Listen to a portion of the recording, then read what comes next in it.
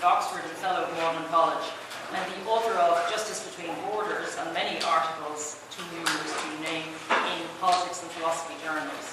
He also, of interest to people here at this conference, he co-directs the Oxford Markham School Research Programme on Human Rights for Future Generations, and has also worked for public bodies, or co-authoring the Nuffield Council on Bioethic Reports, Biofuels, Ethical Issues, and written background papers for the World Bank, the Mary Robinson Foundation for Climate Justice, and the International Council on Human Rights Policy. At present, he's working on 2 books, one on global justice and climate change, Derek Bell. Part of this involves examining whether the rights and interests of future people should be subject to a positive discount rate.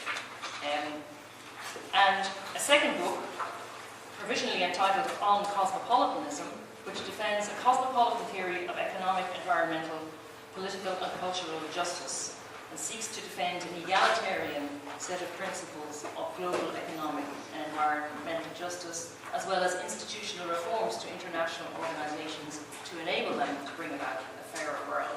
And finally, to find out what rights the victims of global injustice have to secure their just entitlements and help to bring about a fairer world, including the right of necessity and the right of resistance. So I'm going to hand over to Simon. Thank you very much. Thank you. Well, thank you very much to the organisers for this invitation. It's a great honour to be here.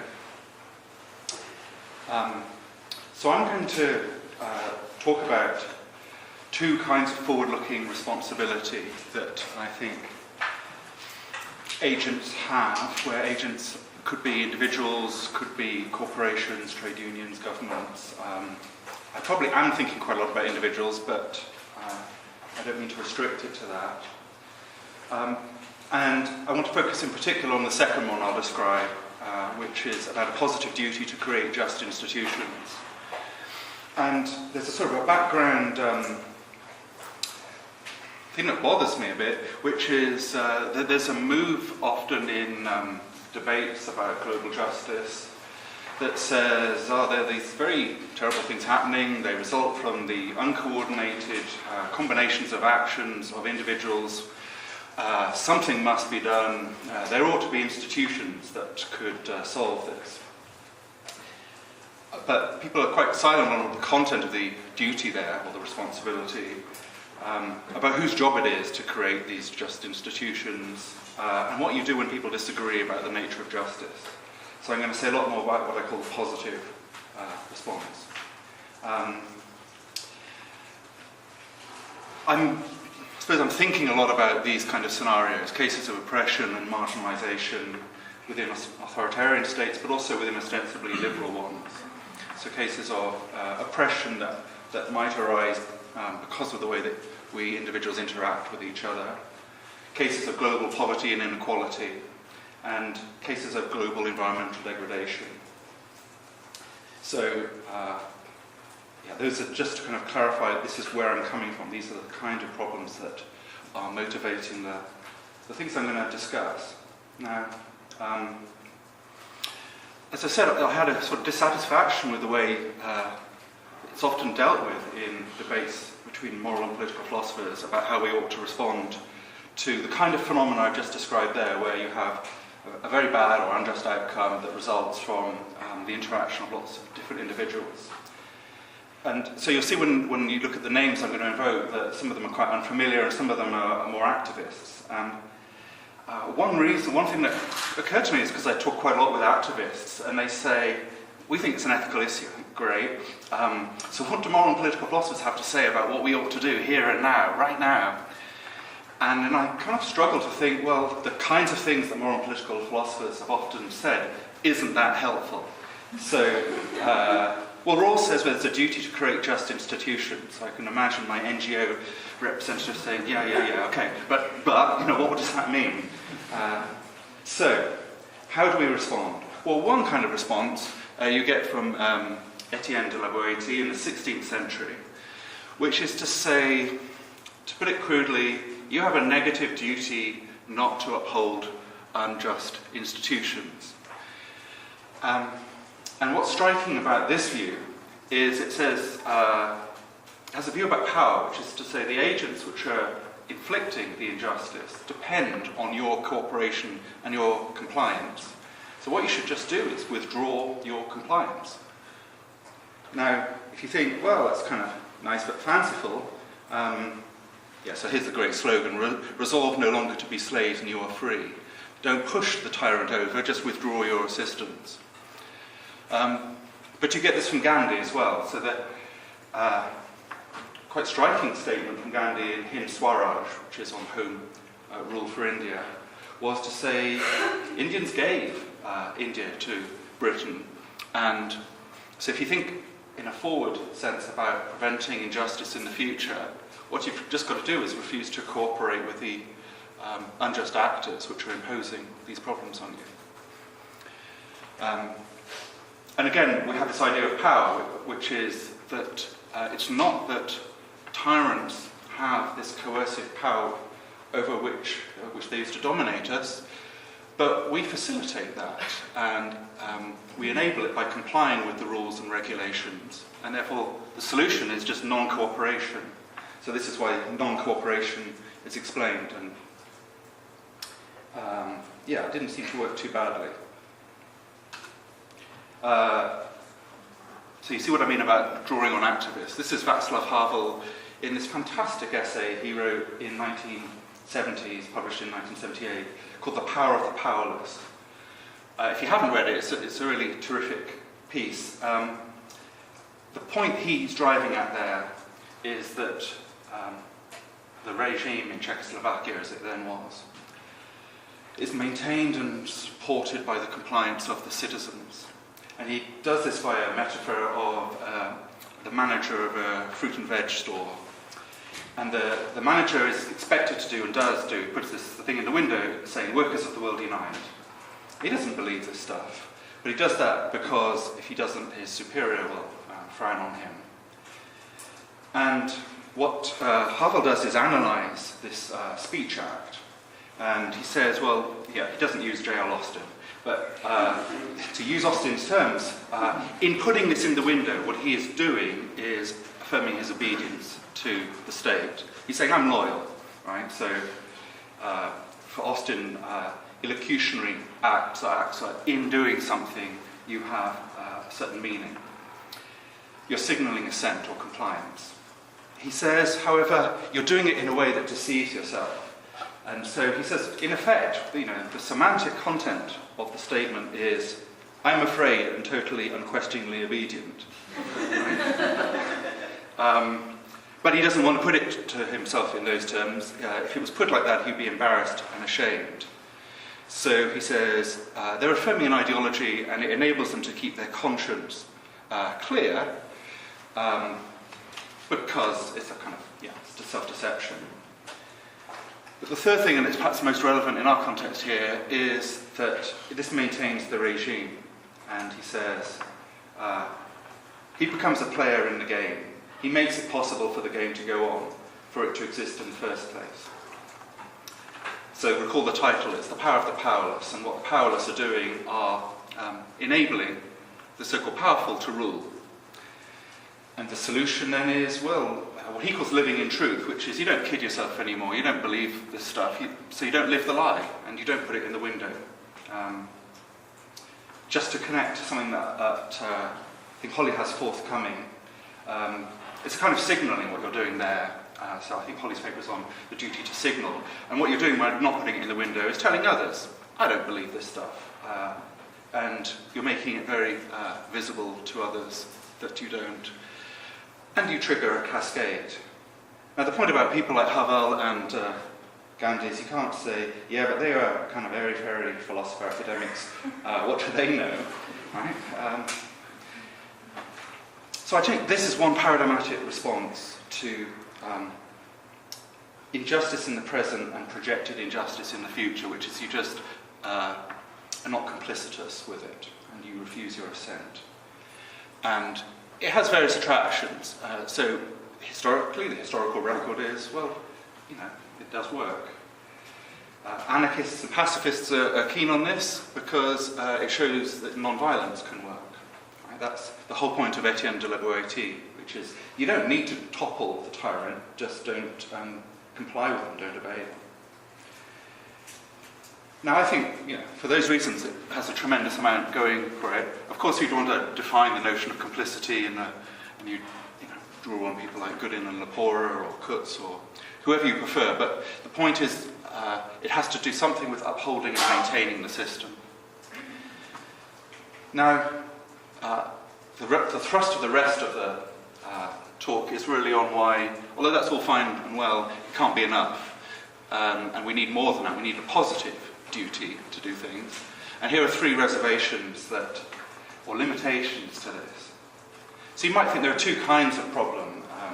There are ones where you have a powerful repressive agent or a powerful repressive practice, like subordinating people on the basis of their skin colour. And the thing to do is just disband the practice. Right? Just don't have that institution anymore. And this seems ideal for that, right? But you have other kinds of problems where it's not that there's an existing practice or institution that has malign effects, it's that we really need an institution and we don't have one. So think of the global environmental degradation examples. We have ocean acidification that arises because of the emission of carbon and billions of people, but we don't have an institution that regulates that. Or think of biodiversity loss. We do increasingly now have kind of a regulatory framework, but it's incredibly weak and has no enforcement powers, and it's very vaguely defined. Think about climate change. You think, well, one thing that's needed is some kind of common regulatory framework. So the first response can't really deal well with these. It can just say, don't be complicitous with unjust institutions. I suppose you could try and say, well, you shouldn't be complicitous with institutions that don't create new institutions. But then all the action is really on the duty to create new institutions. So I'm going to go there in a minute.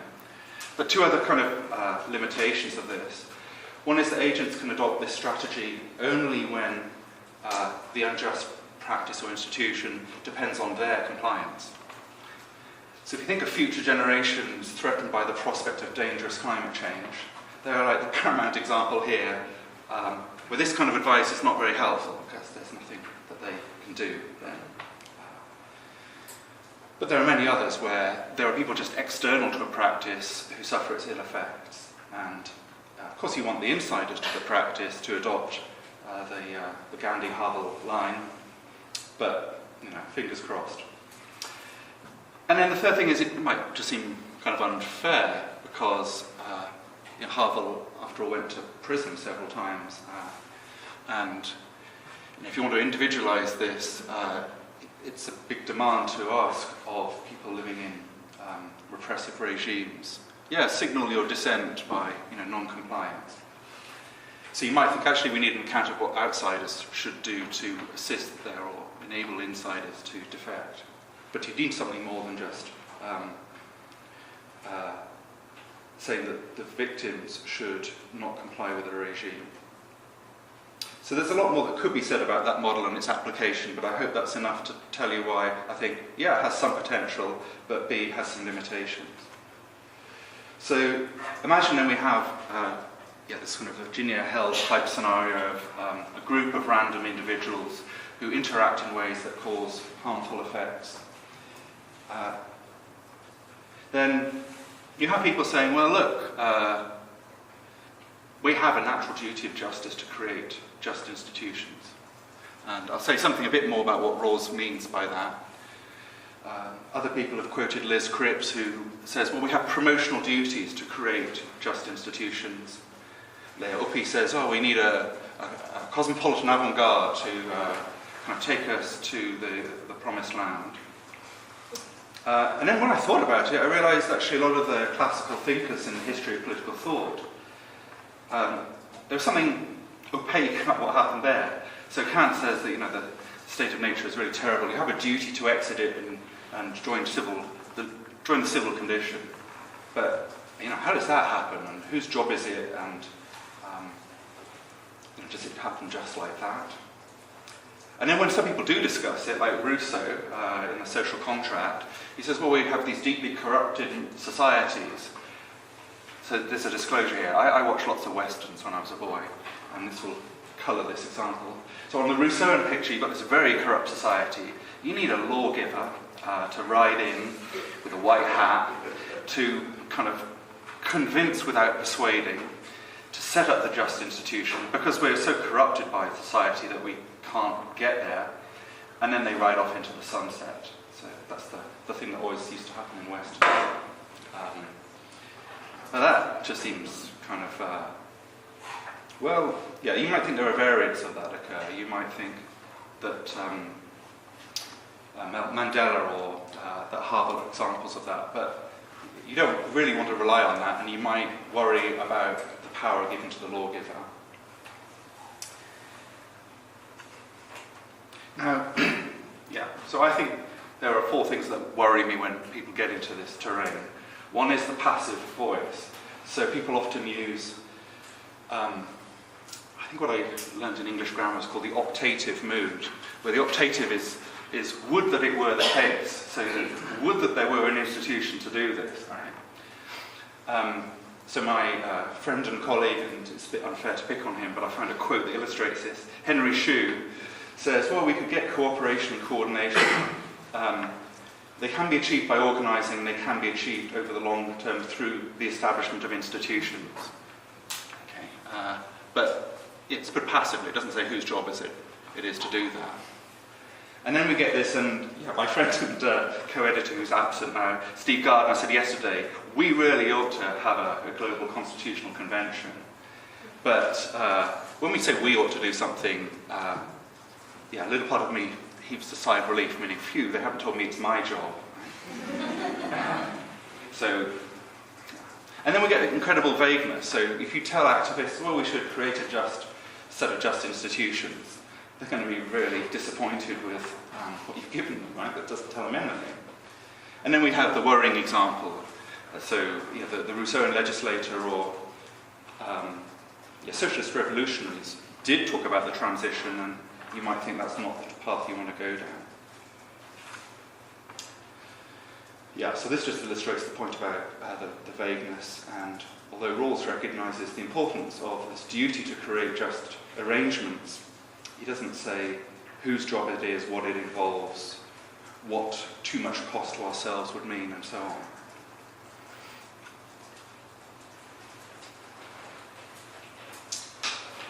So, I think we should think about what it would mean to have a responsibility in a forward-looking sense to create just institutions. And this raises lots of questions like, what's the content of the responsibility? What means can you use to secure this end? What is the distribution of responsibilities? Do we all have an equal one, or do we do it on backward-looking kind of criteria as to who caused the problem and should clear up the mess? And what if we have competing visions of the just society that we're moving towards? How do we deal with the disagreement? So there are many different kind of normative issues.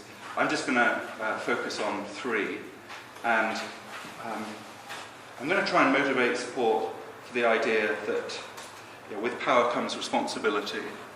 And the way I want to kind of lead into this is to say we should start with the nature of the problem, whatever problem it is, global climate change, environmental degradation.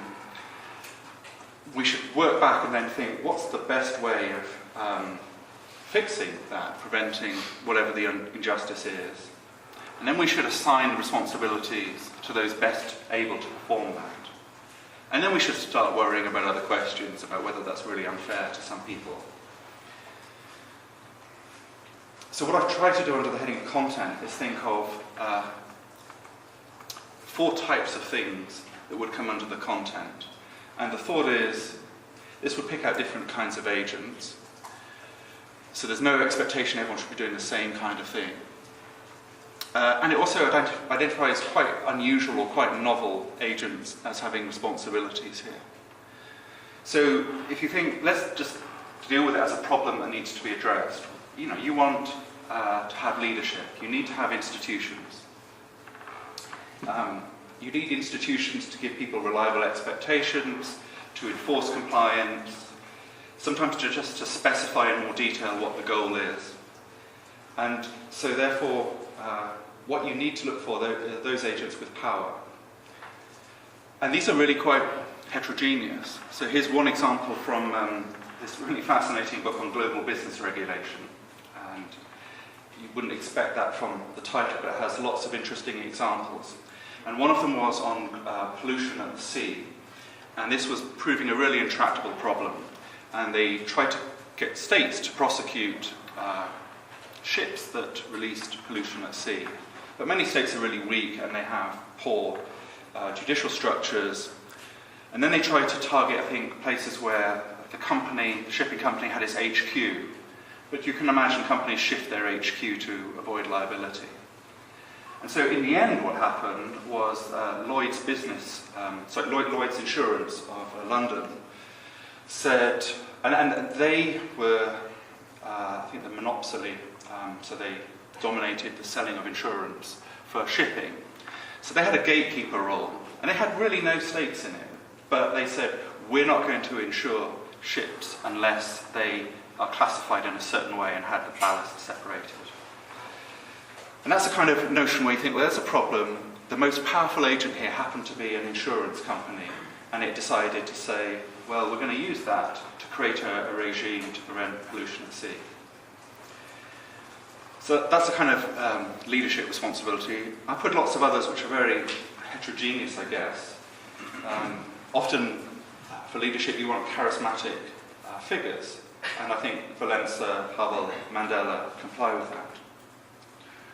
Or you want agents that are able to create and diffuse norms, so what Sunstein calls norm entrepreneurs, so that others, when they see this, want to follow. You might want leaders in a more kind of woolly sense, or a vague sense, which is ideational leadership. So those who are able to articulate what's unsatisfactory with the status quo might be the kind of leader that you'd want.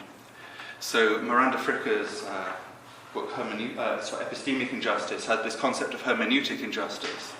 And one of her examples was the phenomenon of women being what was subsequently called harassed, but they didn't have a vocabulary for it, and then someone came up with the concept of sexual harassment. I think that's kind of playing a leadership role in a way, because it's supplying a vocabulary which other women could use and make sense of, that immediately resonated, and then progress was enabled to be made on dealing with this.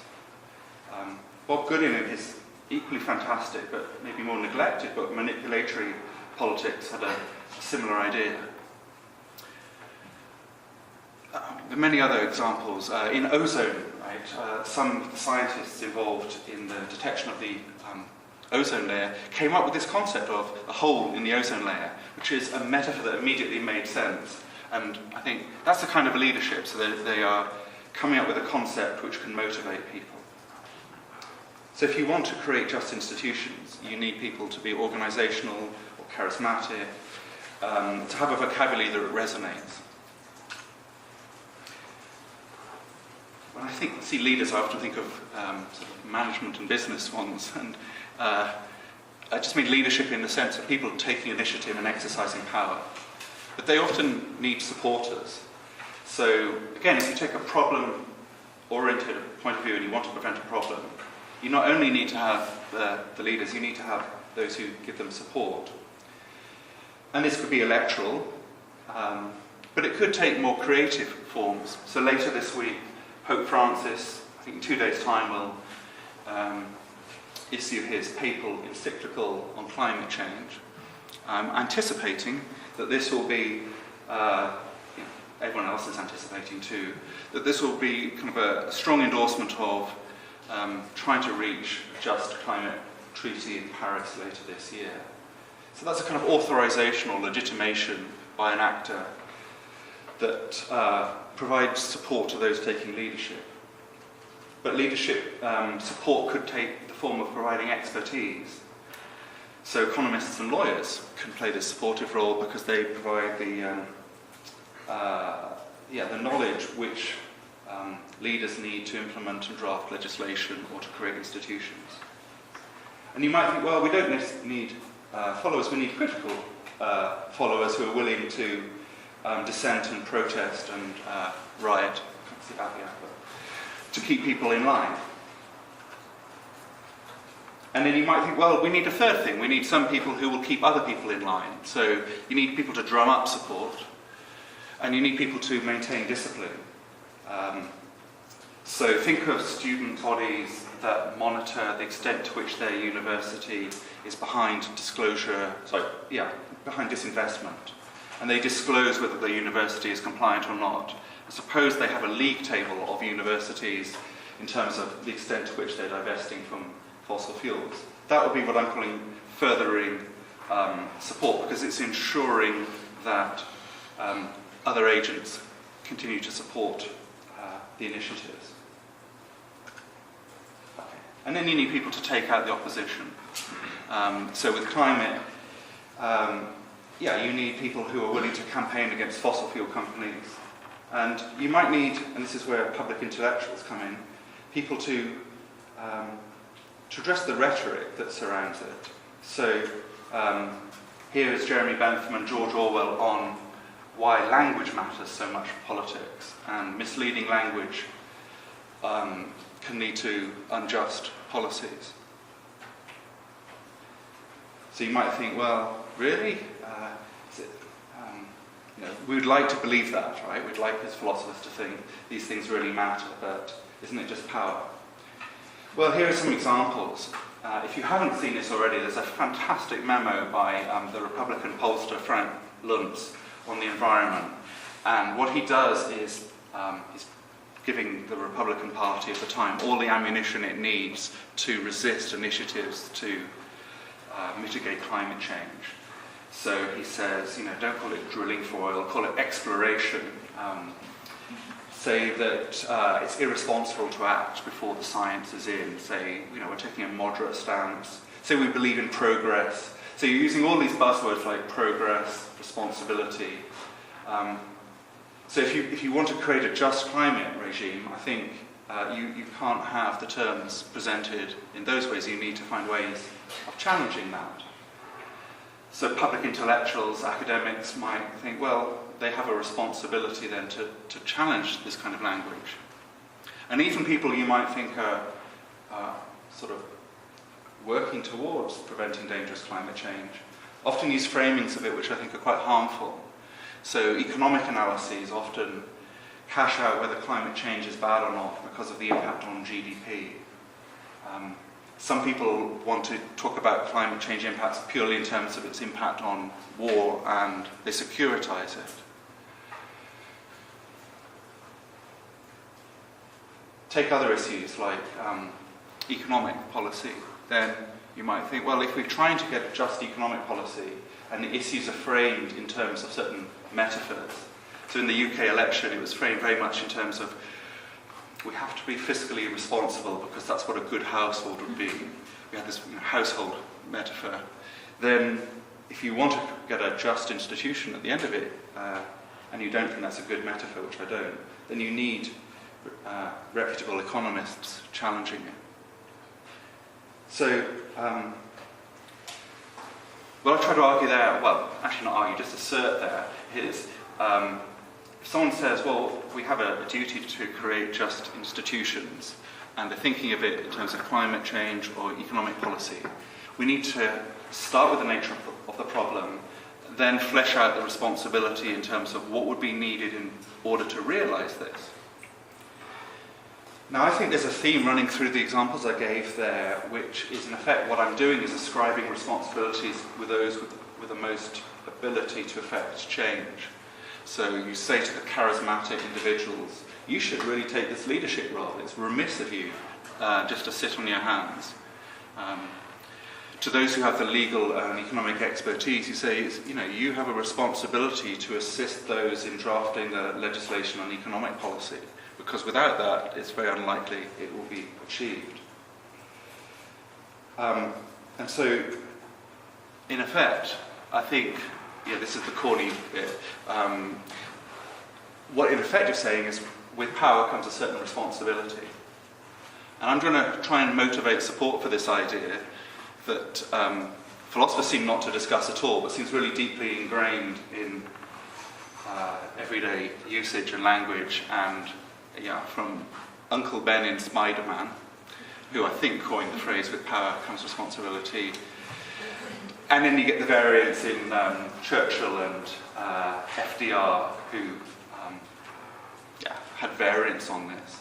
And notice how it's very different from other principles. So people often have voluntarist ideas that you have a responsibility if you perform some act, and you can just get this because you have the power to do it. It's got nothing to do with the past. You might have had a blameless life so far, but it's not relevant for this principle. It looks like a principle of ability to pay, but I think it's actually different from that. It's got nothing to do with wealth. Someone might have great power and be penniless because,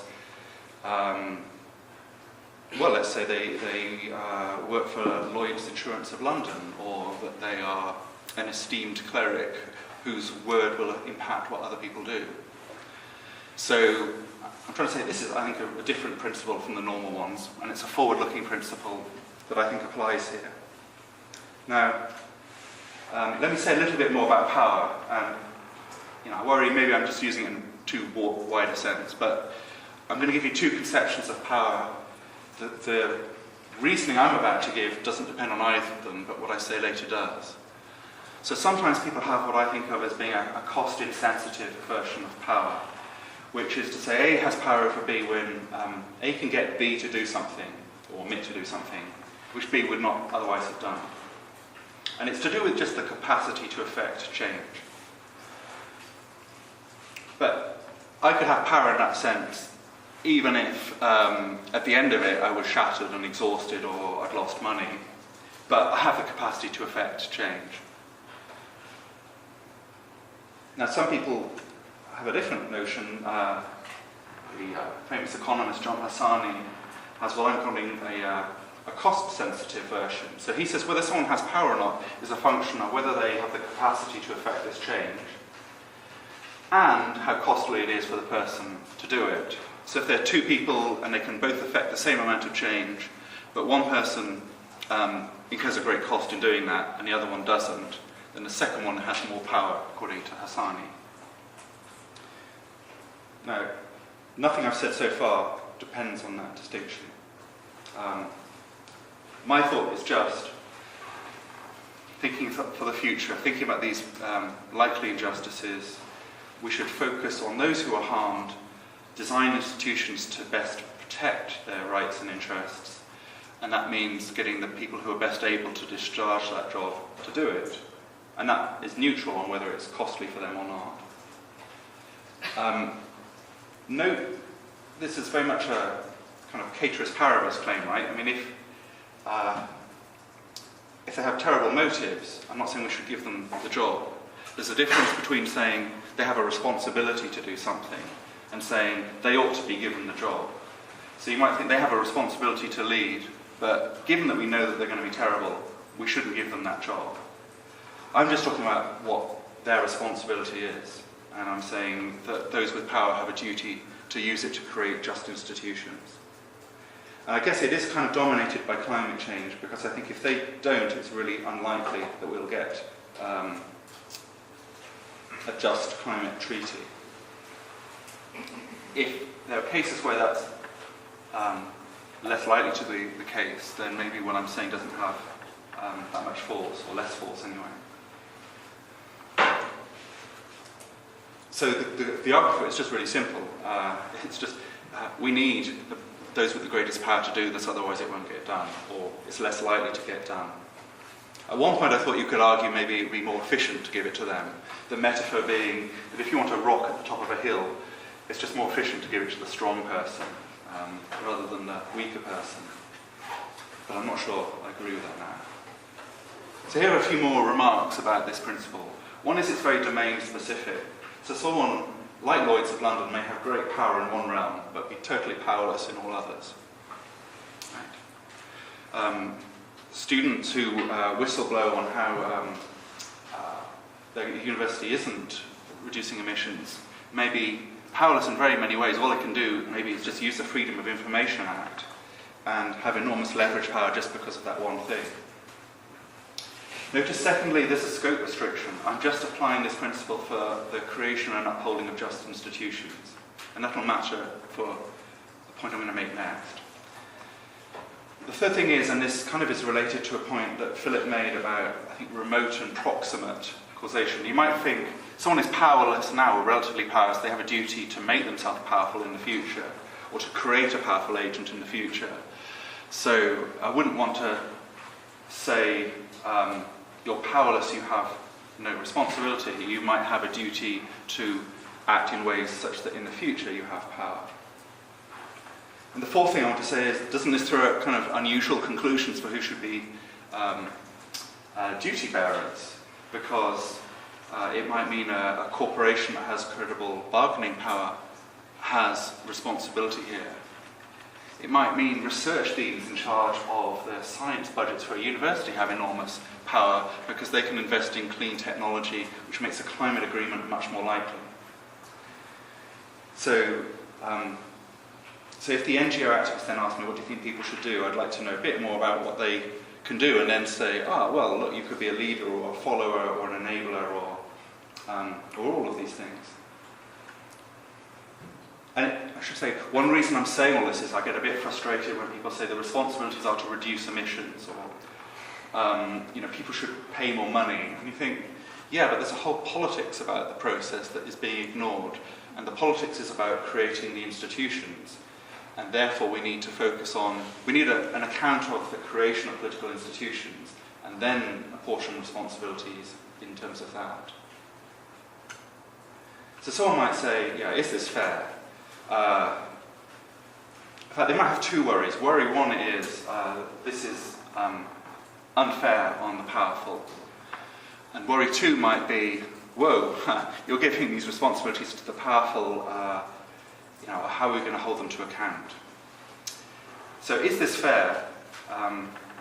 One response to this, and you sometimes find North Americans, sort of foreign policy experts saying, where America has to be the world's policeman yet again, right?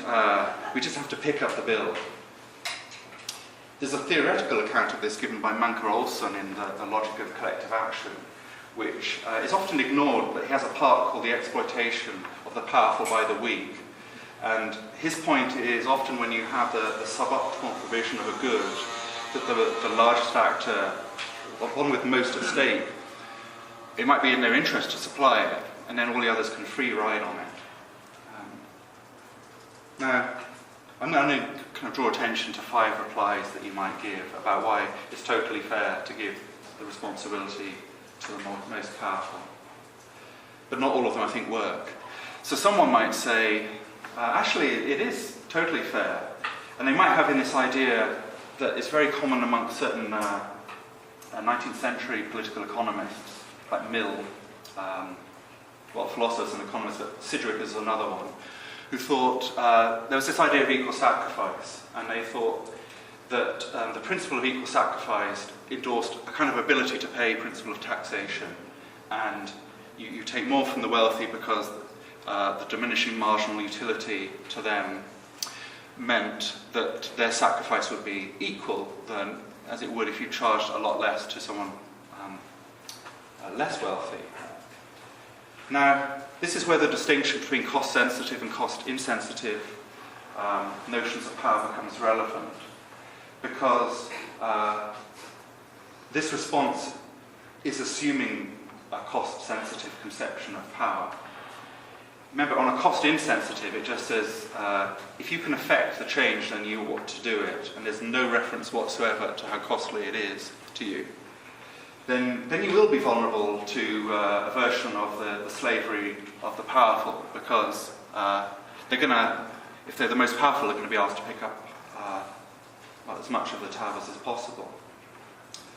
So someone might think, well, no, if we have a cost-sensitive notion of power, then that would actually share the burdens equally.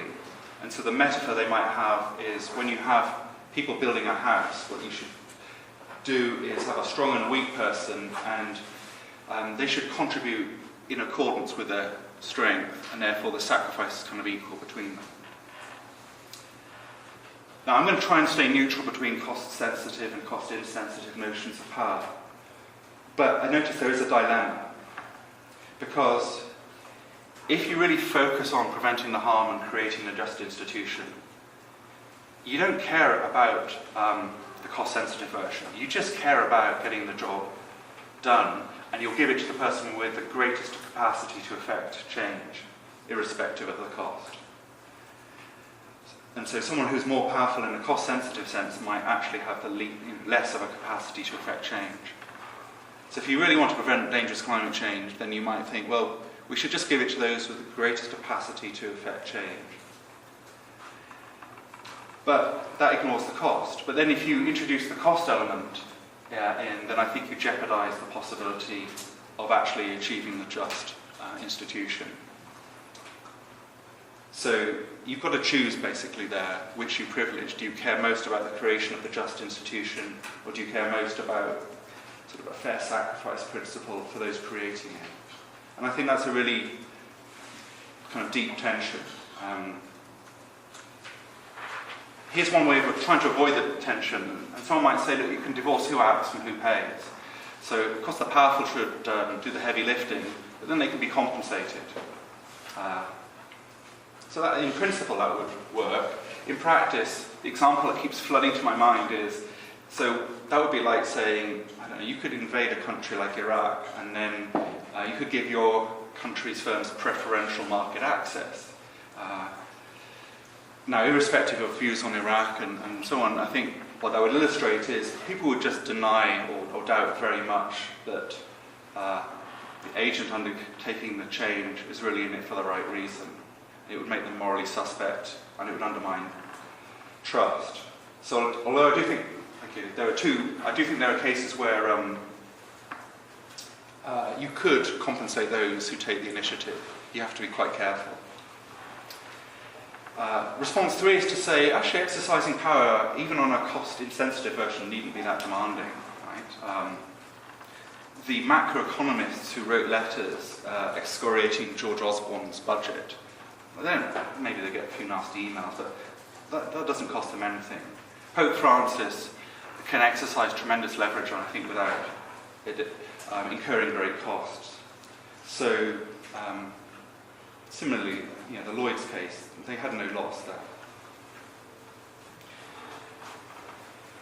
Fourth response one might give is to say, well, look, hang on a sec. This principle about those with power have the responsibility is only about creating just institutions. It has that kind of scope restriction. Other principles can apply in other contexts. And so you might think, well, look, we have a duty to create just institutions to prevent dangerous climate change. So that those with the power to bring about that institution should do that. Then you might say, and then the job of that institution is to implement fair principles of distributive justice, some of which might be backward-looking. So the argument I gave for the power responsibility principle is purely about the creation of just institutions. And you might, you shouldn't reject it because you have an attraction to other principles of justice, because I think they just play a different role in a different context. But the fifth one might be just to say, yeah, there's just going to be this tension here. I mean, either you create the just institutions, or you focus very much on sort of fair burden sharing in the creation process. Something's got to give, and when it's big enough, what you sacrifice is the fair sacrifice principle, but in other cases you don't. So if I hear terrible screams and cries out there, I don't say, I did it last time and the time before, someone else did it, I should just go out and do it.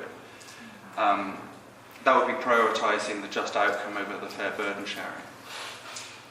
So I think there's a number of replies you can get to the worry about fairness. Some of them try and reduce the tension, but I think at some point you just have to say there will be a shortfall, and you have to decide which is more important. Okay. Now, as I kind of get to the end and just wrap up, some of the examples I have about the natural duty to create just institutions are talking about really non-ideal circumstances. Remember, I was talking about Gandhi combating the British Empire, Havel, and in these cases, I think you might think there's a need, well, especially these cases, there's a need for legitimation. And so someone might say, yeah, you've told us what the content is. People should strive to create just institutions in the fourfold way you described. And you've kind of said who should pick up the bill in doing that.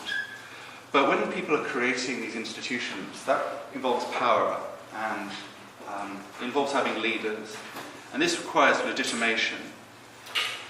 And often there are harmful side effects on third parties. And so, because there's disagreement about what would be a just institution, and because there's harmful side effects, you need some account of what would authorize some people to be acting in the name of creating these just institutions. And you need to do so in a very non-ideal circumstance. So let me just illustrate this and then conclude. What we need is an account of political legitimacy for non-ideal circumstances. So last year, indeed just before last year, there were sort of great initiatives taking place in Hong Kong to encourage universal suffrage and to persuade the regime there to change the way in which the First Minister is elected. There's disagreement amongst the campaigners. There were side effects on third parties because some Hong Kong people weren't particularly keen on democratisation, and their interests were jeopardised by strikes because they wanted to sell products, and when people occupy the streets, their business suffered. So when I say, look, there's a duty to create just institutions, and those with the power to do so can do so, and so on, I think it's appropriate for someone to say, yeah, but who has the authority to take these initiatives when there's disagreement and when they impose side effects on others?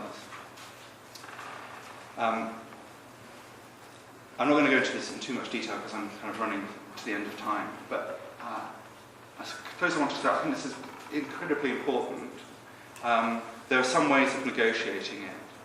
So one thing I thought was interesting in the Hong Kong case was that one of the main organisations, Occupy Central with Love and Peace, commissioned a civic referendum where they polled people, as you can see, nearly 800,000 people, on, I think it was 3 different options for electing it.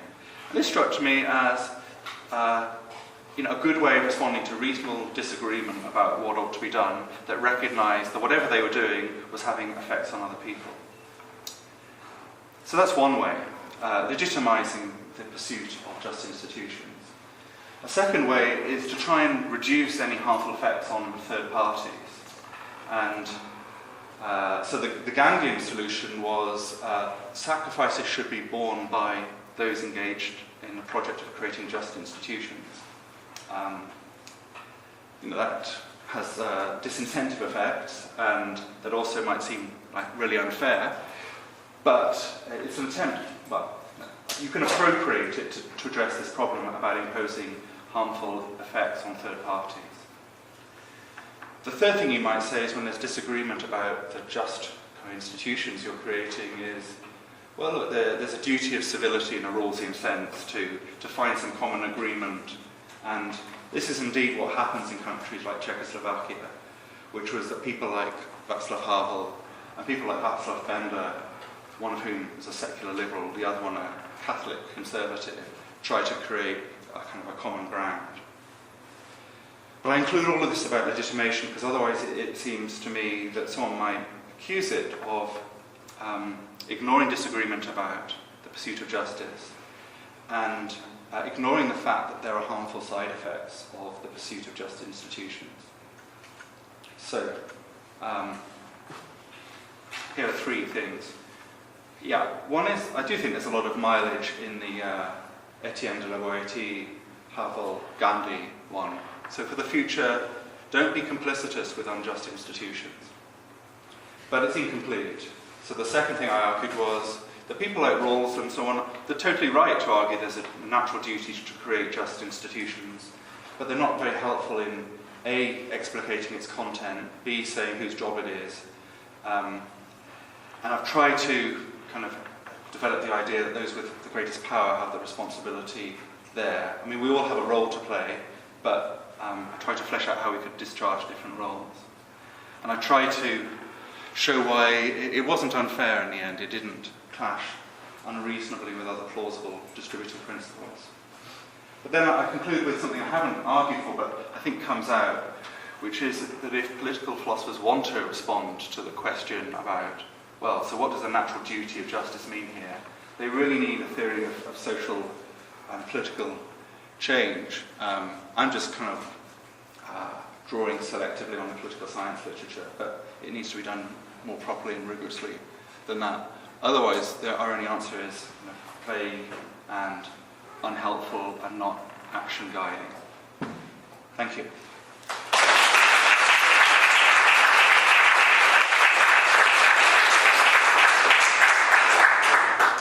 Okay, we have plenty of time for questions and comments and so forth, so put up your hands and I'll make a list.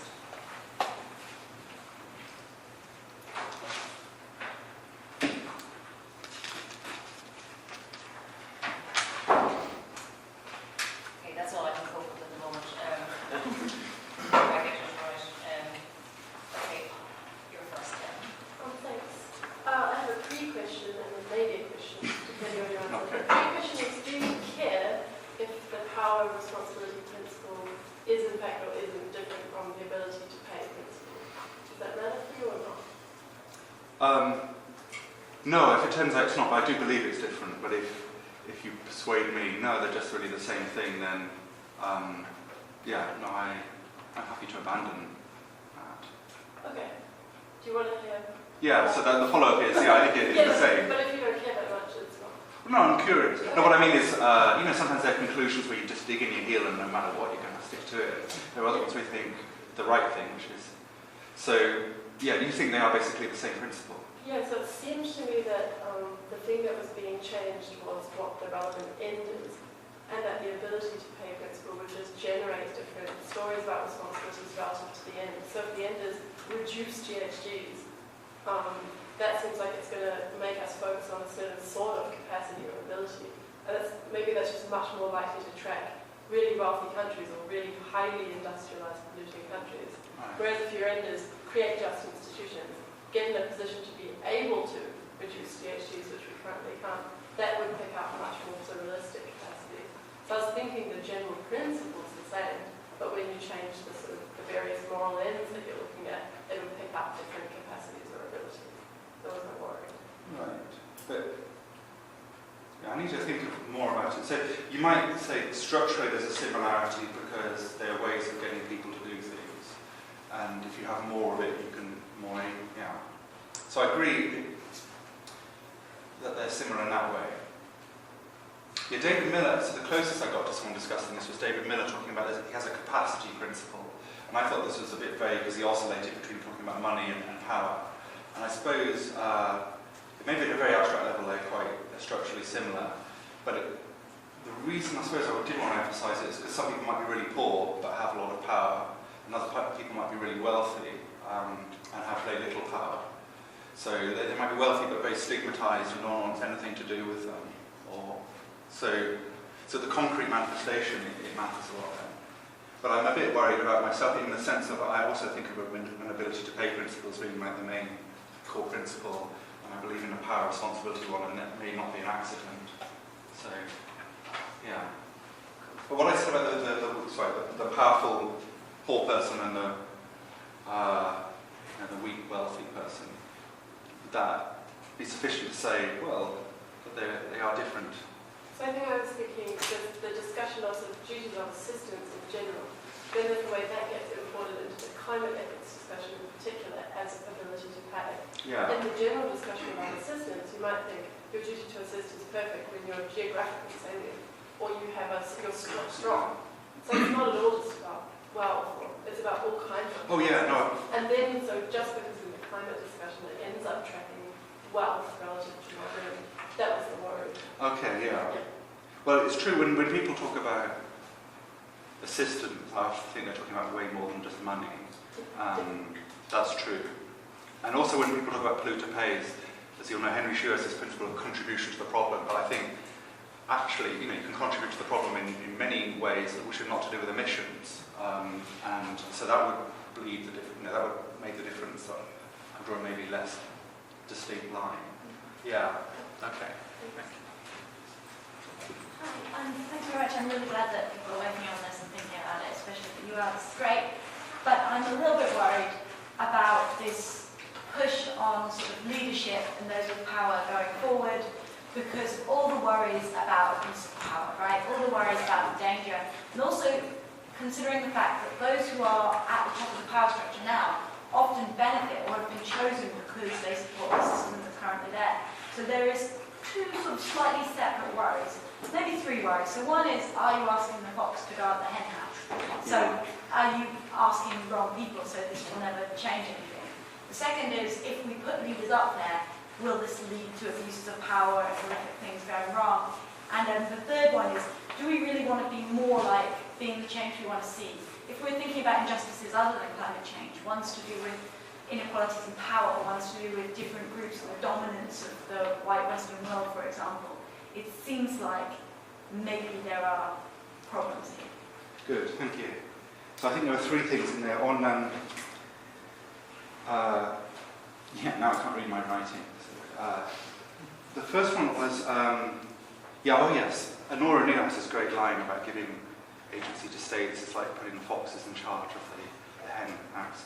But I think the distinction I made there between someone having a responsibility and then being given the responsibility are very different. So you say to the powerful person, you have a responsibility to do this. But suppose you have, you don't trust them 1 inch, then you don't think you should give them the responsibility. So I think we should criticise powerful agents who sit on their hands and do nothing, right? They have so I would criticise them. Why would I? Well, because they could make this change and they don't. But then the question is, should we give them the responsibility? And I think then the second thing is, that's in a way, I had to speed through it because I didn't get my timing quite right, but the thing on legitimation really matters there, and that's why,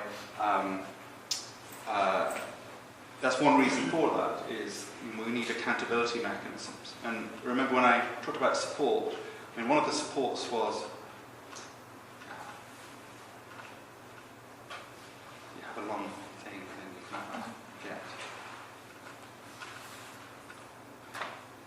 Is what is like a duty for critical support to keep people on the straight and narrow path.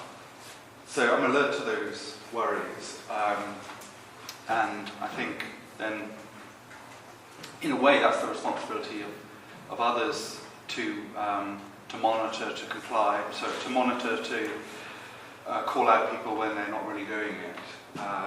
But I worry without the power bit, then people it just won't get done.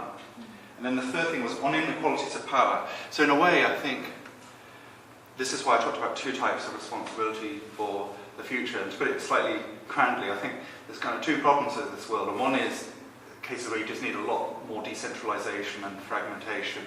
And what's problematic is power institutions. And then the second kind of problem is one of extreme fragmentation, where you really need a powerful agent. And I don't think we have a well worked out model for dealing with how you can get both of these. And so sometimes people who favour the second go for a world state, but of course that terrifies the living daylights out of us for the first kind of problem. And then others will go for extreme fragmentation and think, well, fingers crossed, I'm sure we'll deal with the collective action problems. So I just think it's endemic, right? I think the institution of the state is not well designed for global problems, and we don't have a very good model for dealing with cases where we want fragmentation as a solution and cases where we want centralization, and it'll just involve some trade-offs between those. But that's why, in a way, where we have the negative responsibility and the positive one, because the negative one is don't be complicitous with these harmful institutions, and the positive one is create more just ones. I just want to ask, do you think, because you said it's one thing to give them responsibility, but don't you think we should also give them a responsibility to either give away that power or respond Yeah. the demos more widely. Yeah, but I think that's in a way what divestment, fossil fuel divestment campaigns are like, because they say divest from fossil fuels or else, and that seems to me to have that. That's kind of, I think divestment campaigns are slightly blunt, but generally the right thing to do, and that has the right structure there. Well, why isn't that compatible with everything? It says you have the power to. I don't understand how that's relevant. I mean, like asking a powerful figure to give away their power is not asking them to do. It's divesting, giving away their power. No, it's students pressurising powerful agents and say you have the power to achieve great good. The moment you're not doing that, if you don't, we will impose some burdens on you by making you look terrible. Thanks. Two things. Okay, first one, I'm going to sound like a total broken record here, but Iris Marion Young has a theory of political responsibility. I'm just wondering why you didn't engage with that. One thing that she might add to your account is just, she says the powerful have responsibilities, but they're not acting on them. And so we need grassroots organising of ordinary people to put pressure on the powerful to actually act on their responsibilities. Second thing, in your positive response section, you said some common features of the positive response. One you dismissed quite quickly as a worrying response, and that was the revolutionary one. And I just want to know why you think that's worrying. And here's my reasons, okay? So, I mean, you hold up Gandhi as this kind of model of non-violence, of course, and non-compliance. But while Gandhi was doing his thing, there were all sorts of violent resistance movements across India. So it's not just that Gandhi somehow achieved independence from colonial rule. There was a violent resistance movement at the same time. And we see this in other cases of successful revolutions. So with the abolition of slavery, yes, you had an abolitionist movement, but there were violent rebellions across the Caribbean for decades, and it became untenable to sustain the plantation system. Obviously, the Haitian Revolution was the most successful example of that. And it seems to me as well, on this point, you're putting too much faith in institutions. I mean, the current institutions are failing. And we might get to a point where, revolutionary overthrow of the existing institutions is the last resort. We might get to the point where the current situation is so unsustainable in terms of climate that we just have to have revolutionary overthrow of the current system, current capitalist system, etc. So, yeah. Good, thank you. Okay, I think so. I'll follow up the Iris Marion, and maybe you can give me the reference. I try to read everything that moves, and there's just an enormous feel on that. Yeah, I think I wasn't opposing revolution. No, I mean, the last two papers I gave were defending a kind of revolution, which I always find people's reaction to it is slightly weird, which is if you talk about humanitarian intervention, no emotional reaction. Sometimes you think it's a bit bad, but if you say revolution and suddenly there's, oh my goodness, what are you talking about? The only difference is one group of people are liberating themselves and another it's a group of foreigners. And I have no opposition to that. So the thing I found worrying was that the Rousseauan legislator, because it's a charismatic individual who, in Rousseau's terms, convinces you without using reasoned argument, and it's the use of propaganda. And I worry about institutions that are created in this way. They bear the imprint of their transition. Maybe I should send you my paper on means and ends, because I discuss the use of violence and others, and I think there's a great political science literature on non-violent methods, and Erica Chenoweth and Maria Stefan wrote a really fabulous book on how non-violent resistance had a much better track record at achieving profound political transformation and revolution. So I'm not projecting it, I'm just saying the way some people are silent, people like Rousseau say things that I don't find particularly appealing and attractive. And partly it's the lack of authorization. Richard. Thanks. I found myself intuitively with you close to the way, and I liked the focus on the realist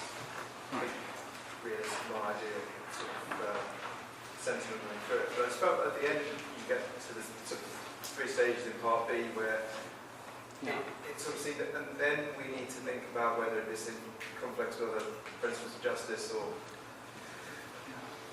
the more difficult questions in my mind. And it seems to me that things like who pays, the polluter pays principle, things like common and differentiated responsibilities, all these things are kind of there already in climate negotiations and in environmental treaty making. And we have all of the kind of, there's some details we've worked out in terms of what preferences we have between, say, if it's who pays, who can afford to pay, or who has the power. There are those kind of questions, and I think, some very, very good points that I got from that in terms of questioning my own thinking about these kind of issues. But then I got to the end of that, I was just looking at that and thinking, well, actually, no, these sort of, when we are working out things like common differentiated responsibilities or principles of sustainable development, which do feature in climate negotiations, all of those conflict and principle of justice are in at that early stage. So when we're working out those principles between intra versus intergenerational equity, the kind of discussions we have between global north and global south, that's when it's happening. So it's happening even before we can get to institutional design. It's happening at the very negotiation stage. So I was intuitively following you through. I think when I got to the end, I thought, well, actually, that we can't just deal with that stuff as, I hesitate to say an afterthought, because I don't think it was an afterthought in terms of coming at the end. But it very much, to me, felt like the wrong way around in a way. So do you mean we should start with legitimate institutions first and then work? But just in terms of looking at it from one issue area, like from the beginning, is in a way problematic. Because you can't sort out the environment just in terms of the environment, because it's global economic policy. Comes in. It's remedying past economic injustices. It's all of those issues get thrown into the negotiations. So then you get to kind of the point of institutional design. And you touched on this when you talked about sort of fragmentation versus the global government. But it's that kind of issue. You could have a very broad climate agenda which attempts, it's something like Rio 21, Agenda 21 agenda, which attempts to be very holistic, but actually didn't achieve very much in terms of concrete ammunition at the end of it.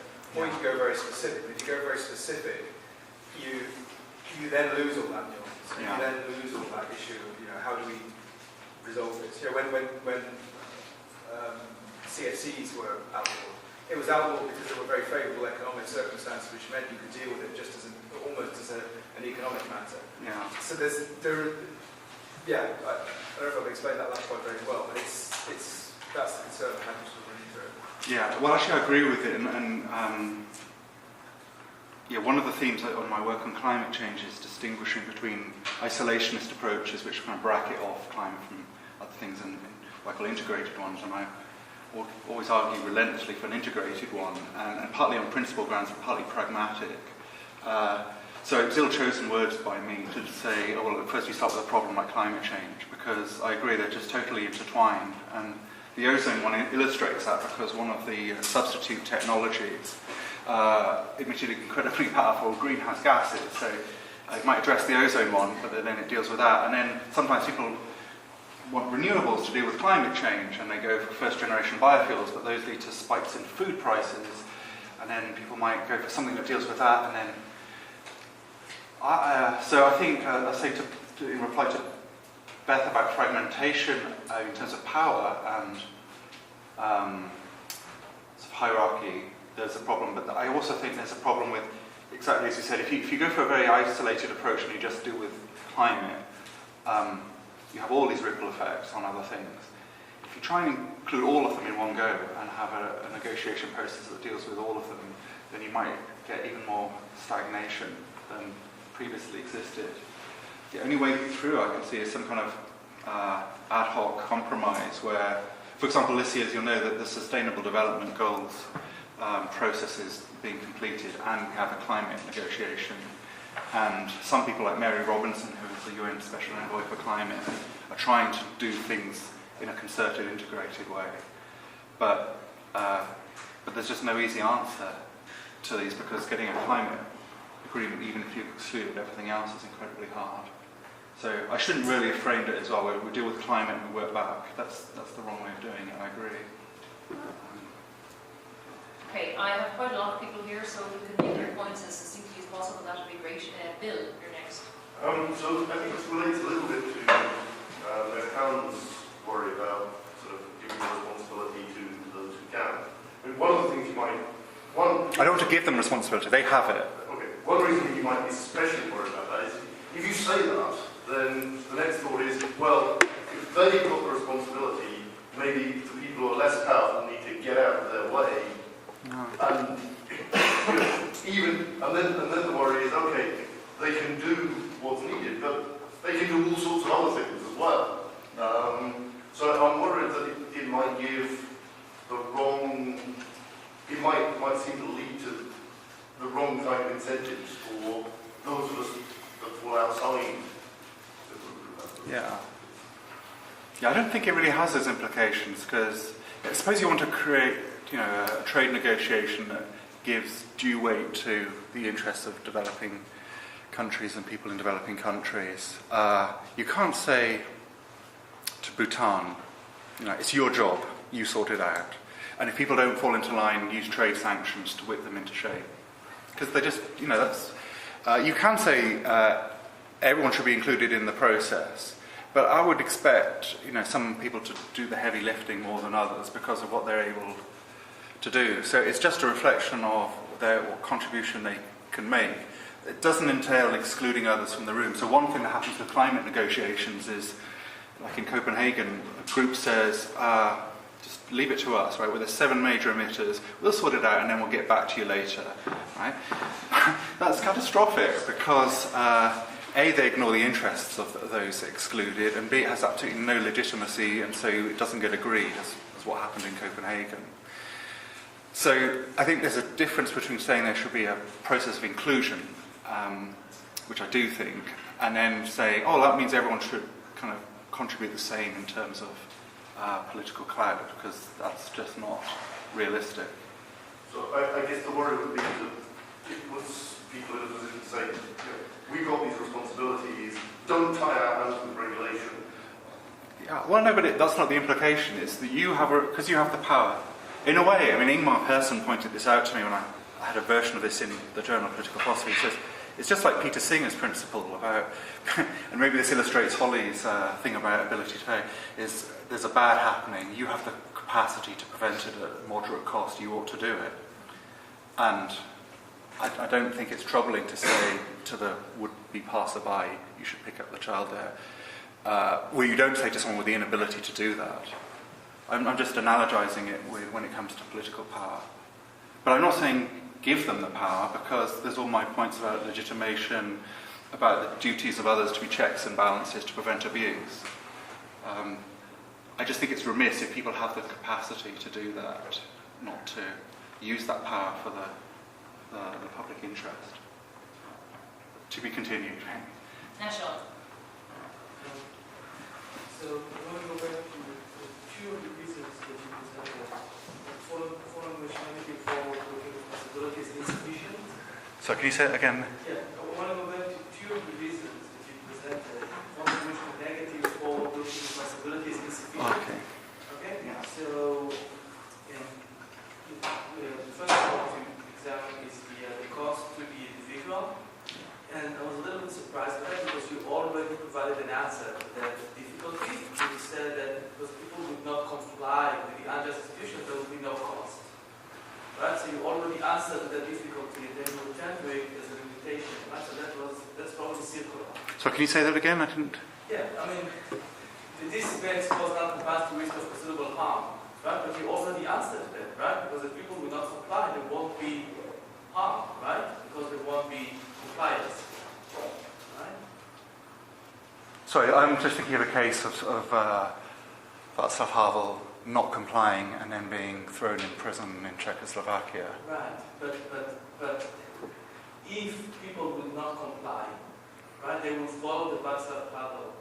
Yeah, if you get a critical mass that's great enough. So that's already resolved. Well, no, because I think it may be a dynamic rather than static. Yeah. But in a way, that's I don't think it's a limitation. Perhaps it's process-oriented. Well, I think it's a risk, right? So I think there's a risk. So you're right, if everyone simultaneously does it, then the regime collapses, and so. But that's why I think what Holly said about when I refer to Holly's on signalling is important. But often it doesn't happen quite like that, and that's why people often end up as political prisoners. And then, so then I think it's kind of unfair to say from the outside, you had a responsibility to resist injustice and you didn't. Right, but it's too easy to say from the outside. Well, no, it's not my point at all. It means, but it's not an argument against the negative for taking responsibility. If it's followed, then it's a sufficient condition, right?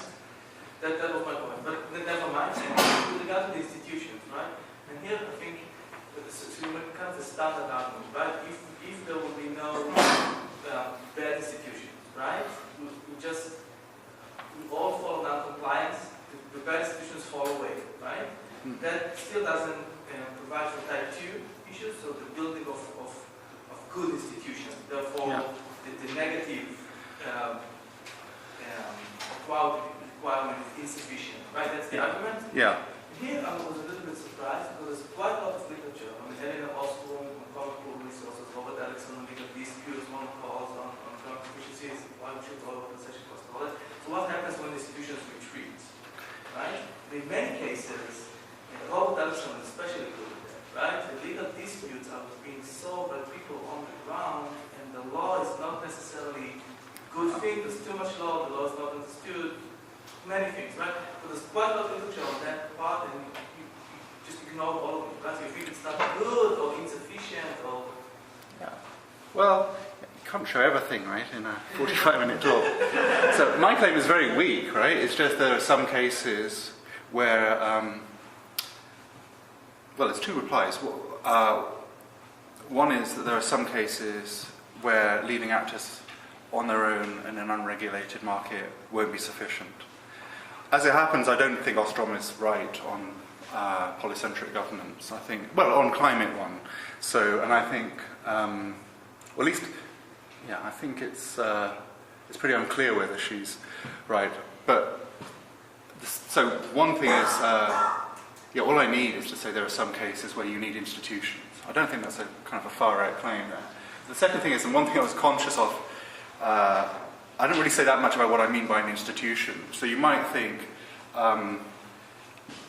that sufficiently vaguely described institution would include the kinds of solution you're referring to. So in IR, people often used to, in the 80s, talk about regimes, where regimes were kind of informal arrangements with some binding power, but they weren't formalized kind of institutional arrangements with rules and members. I could be calling that an institution, right? And in which case, it would not be that much different, I think, from what you're arguing. So I need to be clear on what I mean by an institution, but as I approached giving the talk, I thought I really don't have a clear answer to that. I still have a long list of people, and we started about 10 minutes late, so I'll run up to 6:10, if that's okay with everybody. Peter Stone is next. I'm intrigued by this problem of whether or not this responsibility principle should be cost sensitive. Right. Or not. I can see the case for saying, look, we're trying to maximize the probability of success that we actually can attain the change needs to happen. On the other hand, I'm also mindful of that guy who said that when we just aim at social goals without regard to distribution of benefits and cost, we're failing to take seriously the difference between persons and stuff like that. So, given your starting point is in roles and this natural duty of justice, is there something kind of anti-Rawlsian about going down that particular route? Yeah, I'm not that Rawlsian, but yeah, I think it depends, really. It depends on the problem, and it really is in this terrain of the trade-off. And maybe my views are kind of coloured a bit from the climate one. I think it's so important to reach something there. But in other cases, I think the outcome, although good and important, isn't sufficient to justify the unjust distribution of burdens on the way. And what you really need is a kind of a big count of justice, or just what morally ought to do, that could kind of help you guide whether you should prioritise getting the just institution come what may, or whether you should focus on the just distribution of responsibilities to get there and just give us some kind of guidance. I mean, in many cases, I think we should just lower the aspirations and just think, if that's what it takes to get there in that distribution. I mean, the injustice on the participants might be both, it's asking them to do an awful lot, but also it might be an unfair distribution between participants. And you might just think, yeah, it's really not worth that. And including protecting life, right? It might be, if you really want to protect people's life, don't let them ever form associations with others because of, the high incidence of, violence happening more within the household than elsewhere. So, yeah, personally, I think that's too high a cost. John? Yeah, what I had to say is kind of related to what was said at the far end of the room earlier. It has to do with your last slide about combining this stuff about normative principles with an account of social change.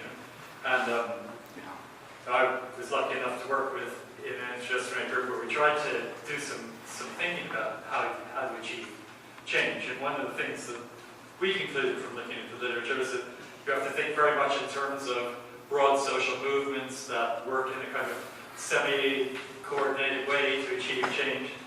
And generally speaking, it's not the elites that have power in the existing world that join these movements to achieve radical social change.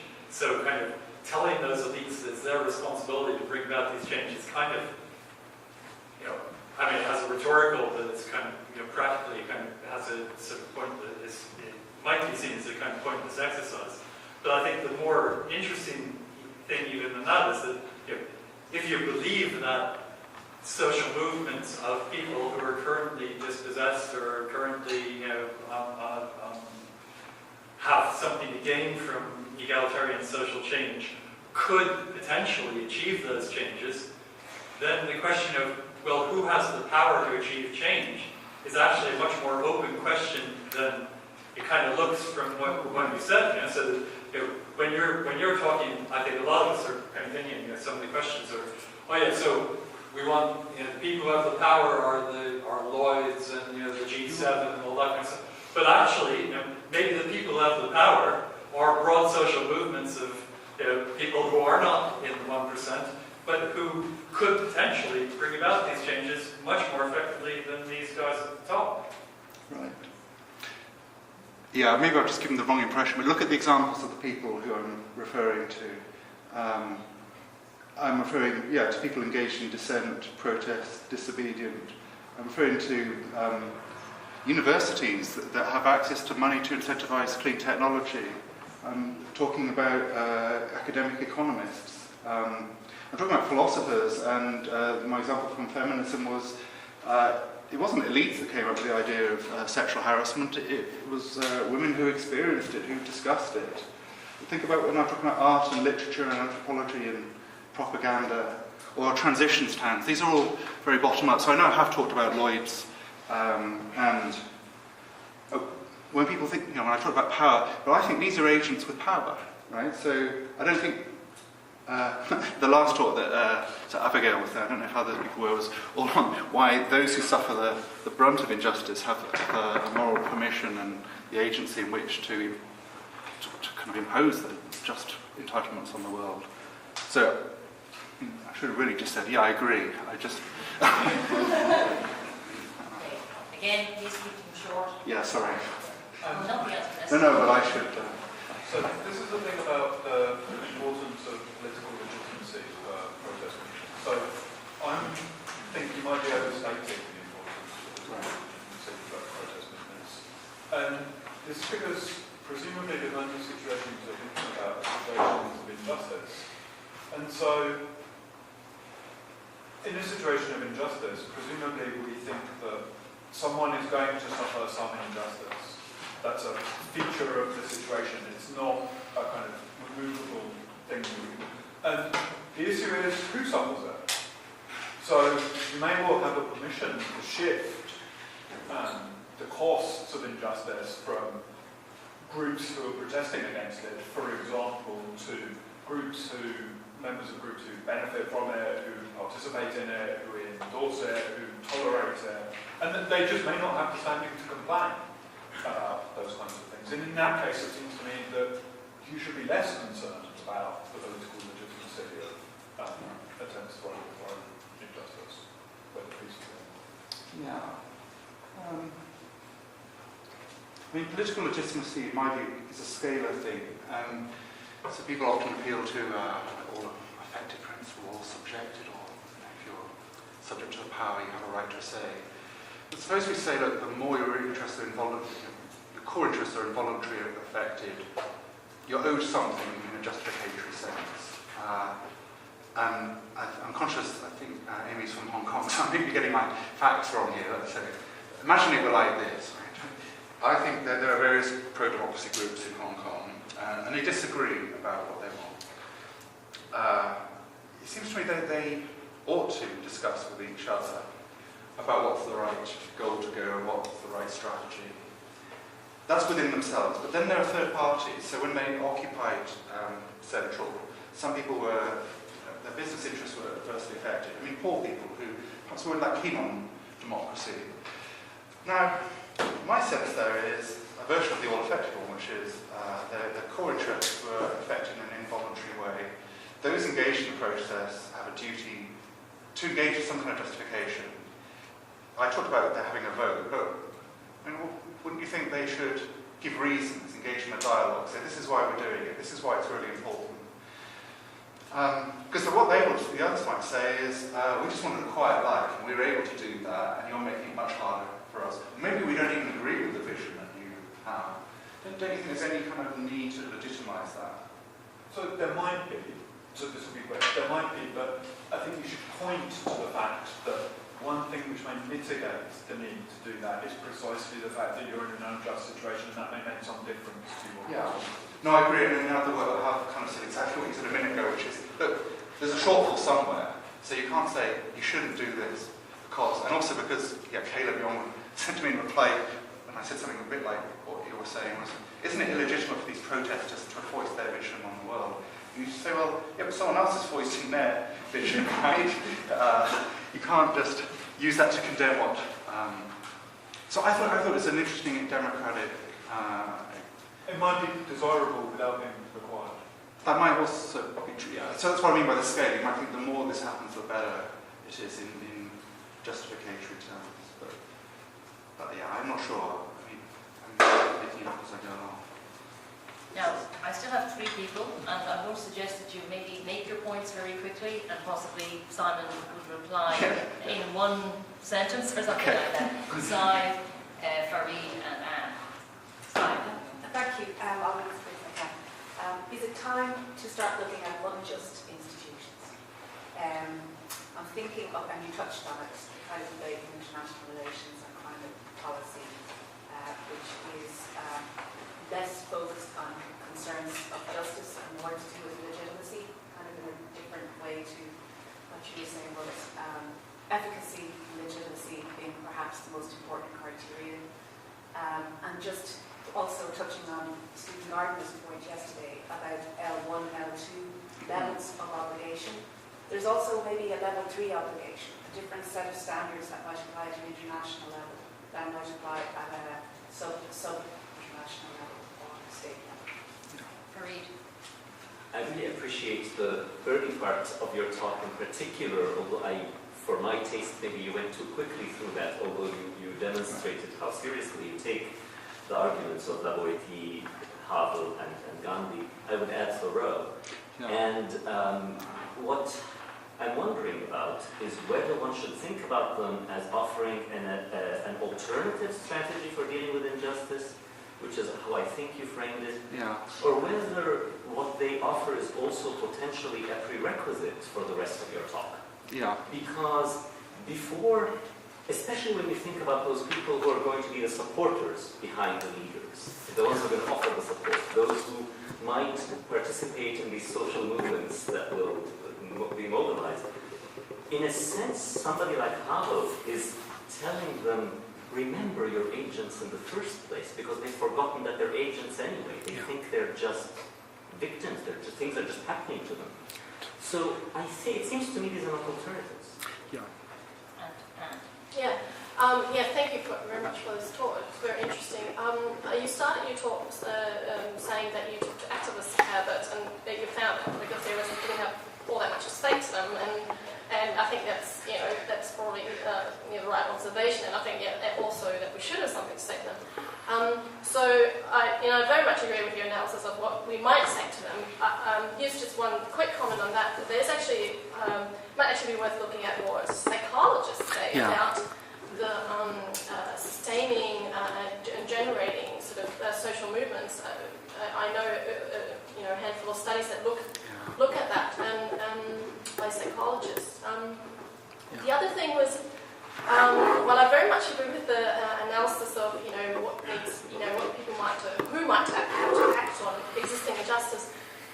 My sense is just that the question of fighting injustice and establishing just institutions come apart more than maybe you sort of acknowledge here. It seems to me they're just quite different things in a situation where we really what needs to be done, especially climate change. Time's running out. We really need to be doing something about this. It seems that different things are allowed and different things called for and different levels of legitimacy sort of have to apply then when we actually start creating then lasting institutions that in the long term maybe prevent that from happening. In a way, I see these questions as more separate.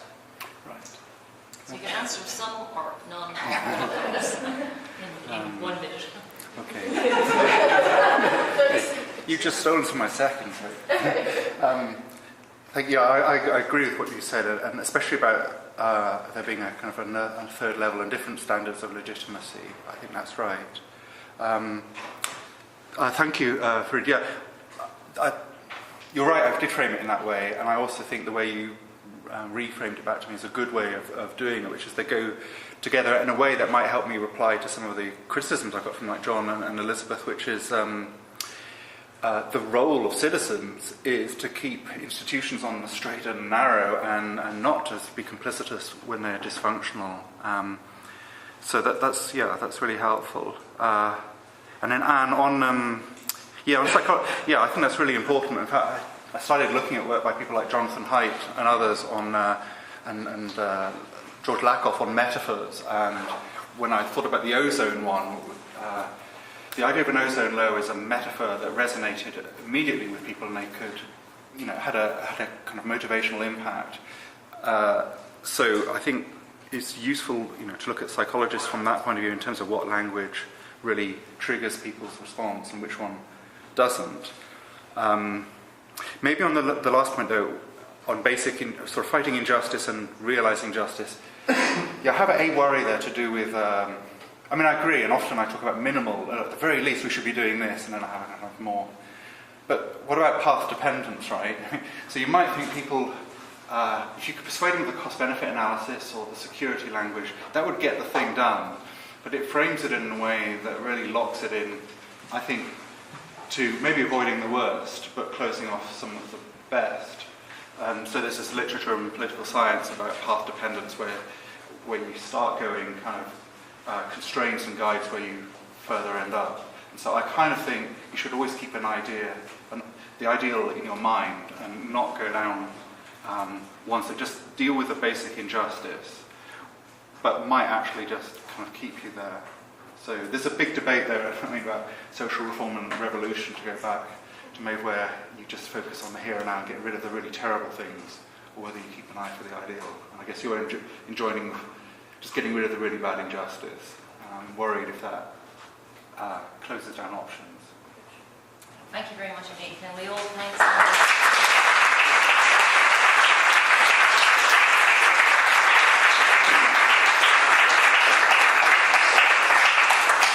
very briefly, I'd like to thank everybody who made the conference possible, particularly to Andrew Cohen and his colleagues in Georgia State University, and Alexa Zelentine here in politics with me. Also to our funders here in UCD, the College of Human Sciences, the School of Politics and International Relations, and the UCDC funding. I'd like to thank all our speakers who really made the conference really excellent with their papers, which many people commented on the quality of the papers overall, compared to other conferences they've been at. And to the chairs for running the sessions very well. I'd like to thank Darragh Gannon, who's not here from the School of Politics, who provide a lot of background support, and our conference assistants, Yvonne Campbell, Beijing, and Tarchisio Amarin, who saved us from difficulties a few times the last 2 days, and particular Orla Nichalachon, who has been working with me for the last 2 weeks or so, and who has really got the show on the road and running smoothly and so forth. I really owe them a great deal of thanks as well. So, we'd like you to come now and come with us to the building, sort of 2 buildings over from here, which is the Newman building, where the AUCD Common Room is for a reception. This building will probably close in 4 hours, so we don't leave anything here. We need to clear out. Anything you value, take out of this building. We know to our cost. Various people will show you the way over to the Common Room. Thank you all again very much.